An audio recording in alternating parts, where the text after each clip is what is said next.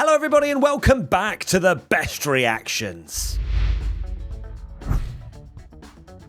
Today we are going to reflect on the British Grand Prix via the story of memes and the top 10, as you have already very much gotten used to this year, and a celebration of Nico Hülkenberg as well. You just know it. You know that the amount of submissions we actually had this week, I think, is probably a record for at least this season. You guys have got involved. We're all very happy for a certain Mr. Nico Hülkenberg, and we've got other things that maybe didn't go so well for other drivers. So let's get into it. P10. Okay, let's get into it. Saka is GOAT. The FIA this race. Virtual safety cars, There were so many at the start of the British Grand Prix. It felt like we were never really, truly going to get underway. The amount of yellow flags that would come out and you just sat there hoping it's not your favourite driver going off somewhere or having a nightmare. I had that several times, thinking it might have been Charles Leclerc, and sometimes it actually was Charles Leclerc, so that's great. But it felt like we were never going to get this race truly underway, but finally we did, when the race and the range just calmed down a little bit. P9! Blah blah 29. It's a wet tyre meme. It has to be. You just know, when we get rain and it's pretty torrential, the wet weather Pirelli tyre slander comes out to play. What is the point of the tyre? I don't know. What do Pirelli plan to do with said wet tyre? I don't think a lot. The cars are going to change massively into next year with the new regulations, so you would think that they are planning towards 26 and beyond in terms of how to make this wet weather tyre actually work. But, I mean, the Inters worked reasonably well considering the amount of rain that came down. But the poor blue wall tyre, we never see it. The only time we'll ever see it is when it is a quite literal river. But then even then, the drivers will pit for wet tyres and then it'll be red flagged. So what's the point in stopping? P8, turn to page 394. Here it is, the first Nico Hülkenberg meme. Yep, strap yourselves in, everybody, because yes, we celebrated Hülkenberg's podium with some fire memes. And this one, there were a lot of unhappy Lewis, Max, Charles, George, as this meme says, fans out there.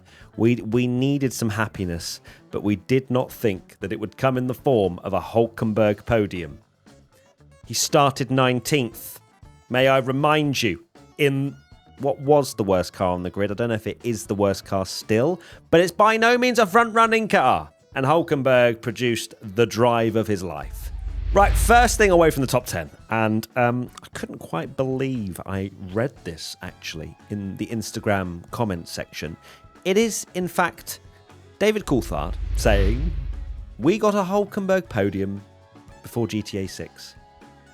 Now, for those of you that might actually believe that DC has written this, we gotta rejig our brains slightly, because there cannot be a world where DC is saying stuff like that. It has to be a social media agency. If it's not, I was not familiar with your game, David Coulthard.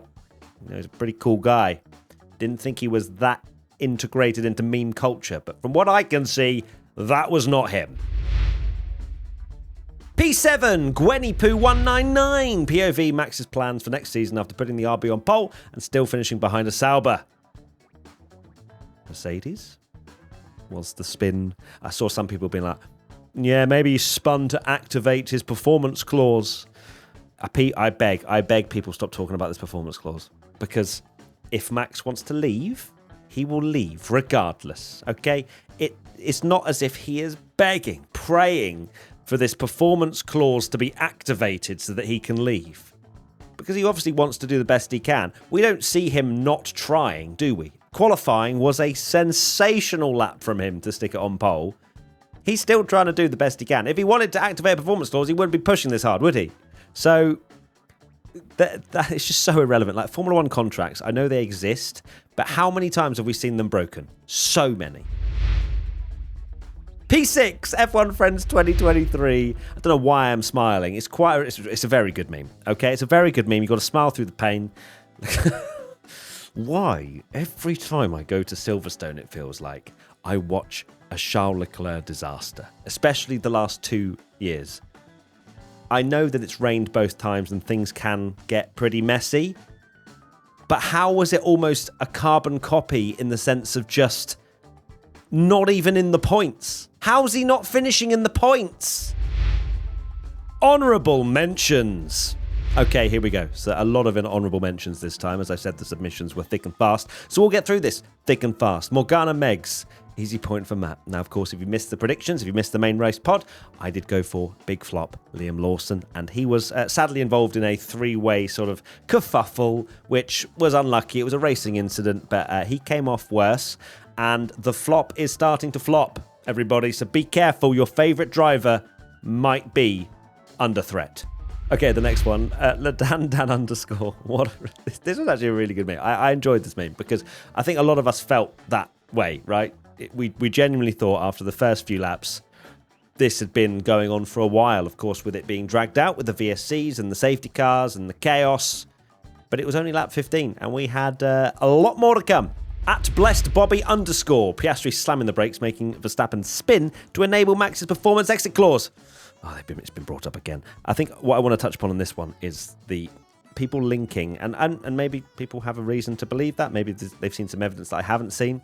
I don't know how they're linking Max spinning with Oscar doing the brake thing. Like, I don't really understand how the two are linked. I feel like it's more coincidental that happened. But either or, Oscar, what is Oscar attempting? Why is... I'm just trying to understand the meme. So Oscar wants Max to leave Red Bull? Surely not. Even Zach Brown said, we don't want Max. We don't want to see Max in a Mercedes. If you want to see dominance, then you might want to. Domino underscore cat, Russell on slicks. Simple, effective GIF. This GIF is I've seen this GIF many, many years ago, and I thought it was perfectly apt for the situation. Russell, massive moment. Like, just the amount of mistakes that were out there during the race, it was crazy. Russell, of course, risking it quite literally for the chocolate biscuit. Hard tyres as well. Hard tyres on a slippery track. It was only going to end like that. Noel Raj S. Ferrari disaster class. Yeah. Got so baited by the Friday and Saturday morning practice, it has to be said. They looked great. They looked like front row, maybe a second and a third. Perhaps Max was out of reach. We don't know.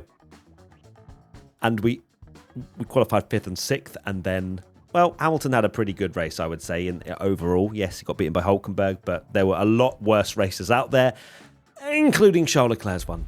Bartin Moyle. He has actually done it. I know, right? The Hülkenberg podium jokes are done and dusted. Surely these jokes are now finished, right? Like, I mean, to be honest with you, they were light-hearted jokes because I think all of us wanted to see a Hülkenberg podium, and we did. How is that real? How is Nico Hülkenberg standing on the podium yesterday? It made no sense. Like, I'm not taking anything away from his performance because it was phenomenal, but how? How has that happened? Sarah BHD Parich, absolute cinema. The Hulk on the podium. Just keep them coming. They feel great. The memes are beautiful. The idea of Hülkenberg being on the podium is beautiful. Just mwah. 1_3_4_3_4_0 Hülkenberg. Oh my goodness me. And I'm so glad. Can you imagine if we were talking about a P4 or perhaps Hülkenberg just felt the pressure and made a mistake in what would have been such an easy race to make a mistake? But he did not. And we are living... I can't imagine how he is feeling right now because we are elated and he doesn't know most of us. At Akash Paul, Armstrong, Nico Hülkenberg, fighting for P3. It's the best GIF of the year. I love this GIF so much because it just makes so much sense in racing terms. And that is why you have made honourable mentions, Akash. Lars Keck W. Poor Charlie can't catch a break at Silverstone. What is it about Silverstone and Charles Leclerc that just do not mesh? Do I need to not... I've just touched my microphone in pure anger. I'm going to put that back like that. And I'm going to carry on because I was mid-rant. Do I need to not go to Silverstone in order for him to have a great Silverstone?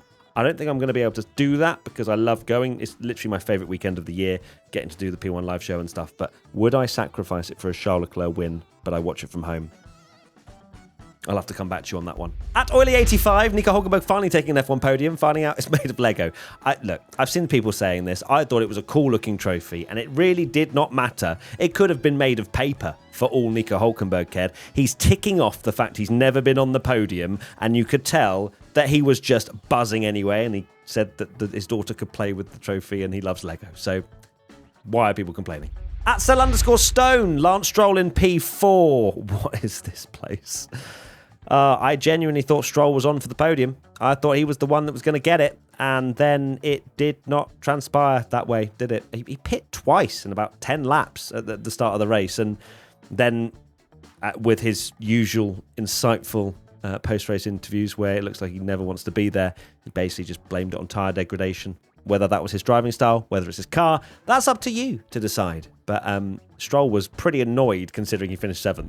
At JK Shetastatu, we're all Nico Hulkenberg fans today, cheering for Lewis Hamilton at the British Grand Prix, cheering for Nico Hulkenberg at the British. Yeah, and look, that was a decision that we had as fans. Both had a storyline to it, and I think that's what makes Formula One so great, right? We are looking for the storylines, for the feel-good moments, the underdog stories, this, that, and the other. Hamilton's not had a main race podium all year. Of course, Hulkenberg never had a podium. So for me, it was pretty simple and clear where I wanted the third place to go, and that was with Hulkenberg. Had it been Charles Leclerc who was fighting for a world championship, then it's a different conversation. But in this instance, it was not even a second thought. Hulkenberg needed that podium. Formula latest, Lance Stroll sometimes when it rains. And sometimes, I guess, can go as far as even sometimes during the race that we saw. It wasn't a Lance Stroll, Ayrton Senna performance the entire way through, just until he got into that position and then fell like a stone. So it's sort of like a half merge. I'd say the top right, that's what I would say is an accurate depiction. At Librarian Bird, Behrman and Ocon with some beautiful synchronized spinning together. Now, this tweet did numbers, so well done, Chris, for that. It sadly only made the honourable mentions. It's not just about the engagement, but, W's for you. But that was a beautiful synchronized spin from Ocon and Behrman. And not what you want to see, though, as teammates. Like, don't do that. And how did Behrman still nearly score points? I don't know. Behrman, it's just such a missed opportunity this weekend. How has he come out with no points when he was so quick in all conditions, it seemed? Controversial opinion time. Tom Bellingham time. And what Tommy has brought to the table. I'm reading it straight here, right now, getting into the action. It's from It's Asher. Fans who complained about the safety cars when it was wet and keep banging on about wet tyres need to realise the race director was right. Tommy, over to you. Well, I do agree with this one, actually. I think we all love to complain, don't we, about the FIA and the penalties and decisions and how they kind of run the racing. But I actually think that this weekend they made some very good calls, and this was one of them. Don't get me wrong, I was a little bit worried about the safety car maybe starting the race. Thankfully, it didn't. And I think they were absolutely right to call the safety car when they did. And I think the frustration on wet tyres is aimed at Pirelli, not kind of the FIA, and the kind of race stewards can only do what they can in the circumstances and the tyres that they have. And I think they called it spot on. So I actually agree with this one.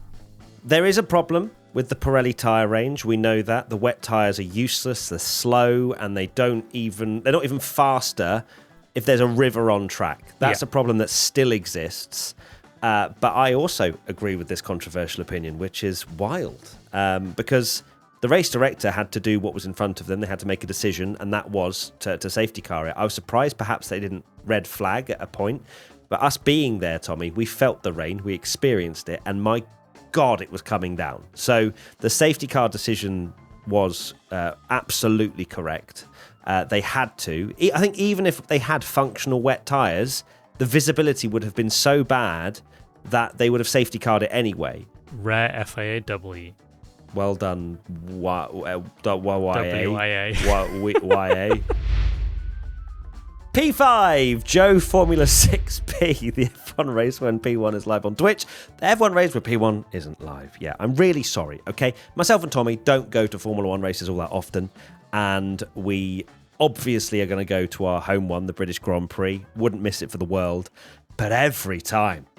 I mean, I love watching incredible races unfold before my eyes, but there is a part of me that goes, why am I not live right now on YouTube and Twitch sharing this moment with all of you wonderful legends? It's a horrible crossover. I wish we could just stream at the track, not show any action, just be there, be with everybody. Formula One, please. Now, another moment away from the top 10. This one comes in from one bearded guy. And the fact is, right, can you look at that graphic? Nico Hülkenberg, driver of the day. What's the problem? What's the problem here? Well, if you take a little closer look at that screenshot, it said Nico Hülkenberg, even I just got it right accidentally. Nico Rosberg used his immense Formula One experience to come through. How have you got that one wrong then? The graphic's literally above you. And you said Rosberg has come back and got his first podium. Come on, F1.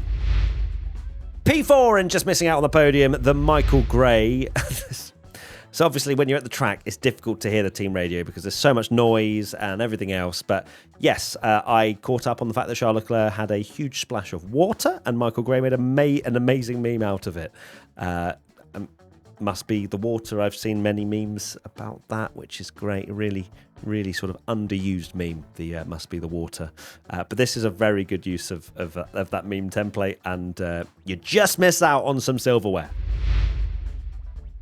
P3, Victor 073.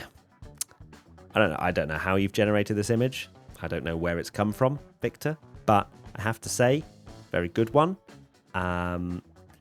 Next year, I'm telling you, next year we're cooking. Now, I know I came into this year saying Constructors' Champions locked in with Hamilton and Leclerc in the car. There is no way Ferrari is not winning the Constructors' Championship. Now, let me just do a live check of the Constructors whilst I'm chatting right now. And Ferrari, oh my lord, it's worse than I thought. 460 points for McLaren, 222 for Ferrari. They're 238 points behind at the halfway point. P2 and just missing out, Harlow James. It's not a proper race weekend without Matt and Tommy. I really like this meme. Really good.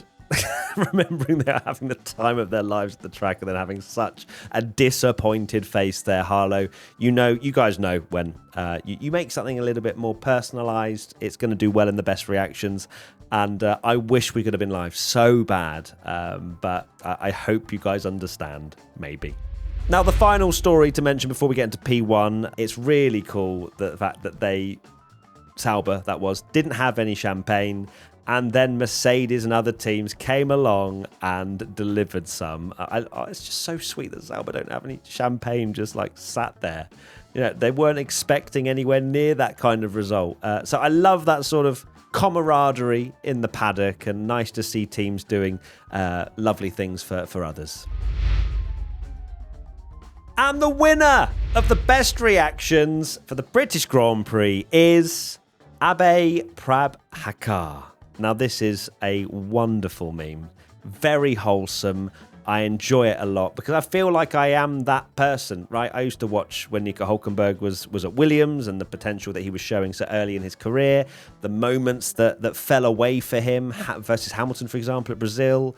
That was so many years ago. And now, thankfully, I don't look like Homer just yet, but just the fast forwarding of time is such a wholesome, amazing meme. So it had to win. So well done, Abhay. You've won some P1 merch. Right, that is it. Thank you so much for tuning in to the best reactions to the British Grand Prix. If you want to get involved next time, use the hashtag P1. Make your memes. And then if you are the winner, then you will win some lovely P1 merch from us.